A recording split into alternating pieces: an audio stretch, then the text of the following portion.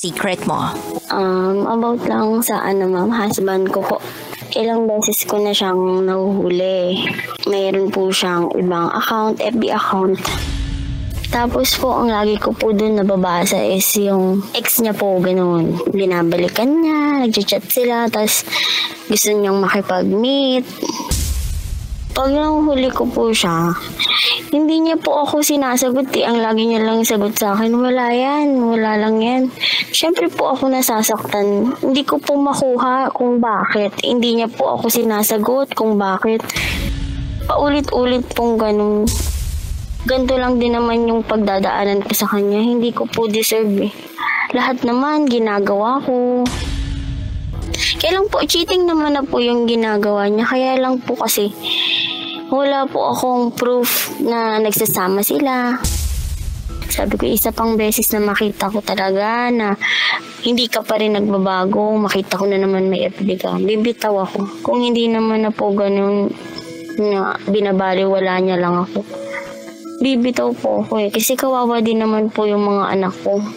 Kasi nakikita po nila pag nag-aaway kami. Lalo na po yung panganay ko. Umiiyak po yun. Nagmamakaawa na. Tingin na mama, papa.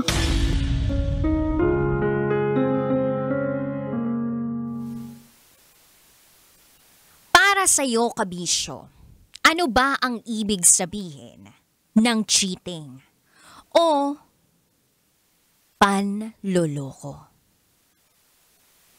Kapag tumingin ka ba sa magandang babae, cheating na agad yun, ha, kabisyo? Cheating na agad yun? Kapag nagandahan ka ba sa buhok ng babae, cheating na ba agad yun? Kapag nag-save ka ba ng picture ni Piolo Pascual sa gallery ng cellphone mo, cheating na ba yun? Kapag nag-heart react ka sa picture ng opposite sex, cheating na ba yun? Ano nga ba ang cheating? Ang cheating o pangloloko ay karaniwang tumutukoy sa pagtataksil sa tiwala ng isang tao. Lalo na sa isang romantic relationship sa pamamagitan ng paggawa ng mga aksyon na hindi tapat o lumalabag sa mga napagkasunduang hangganan.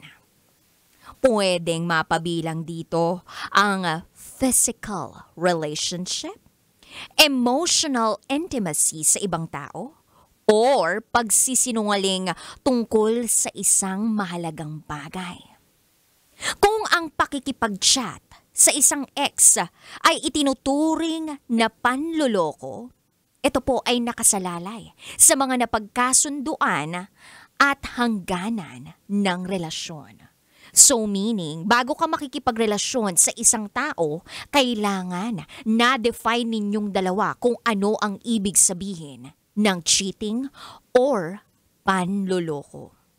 Kung hindi nyo na-define yan, maghanda ka na kasi mangyayari sa inyo yan. Charot! May darot! Tinakot! Tandaan mo, kabisyo, na ang pagpasok sa isang relasyon ay isang commitment. Depende na lang yan kung open ang inyong relationship. Kaya naman sa top secret sharer natin kagabi, pakiramdam niya ay siya ay naloloko, nababaliwala ang kanyang pakiramdam dahil sinasabi naman niya sa partner niya o sa asawa niya na ito na yung nararamdaman niya, nasasaktan siya, na-hurt siya dahil sa ginagawang pakikipag-chat ng kanyang partner sa ex nito. Pero wala itong ginagawa. Walang ginagawa. Hindi nagbabago. Kaya nga kapag hindi yan nagbago, di maganap ka na lang ng bago. Ay! Charot! With harot. Well, anyway, kabisyo, eto bagong sikreto na naman ang aalamin natin ngayong gabing ito. Kapiling ang Basa Princess ng Love Radio, DJ Rocky Terra. Makakasama ninyo alas 9 ng gabi hanggang hating gabi. At eto na nga po ang patikim ng DJ Rocky's Secret Files.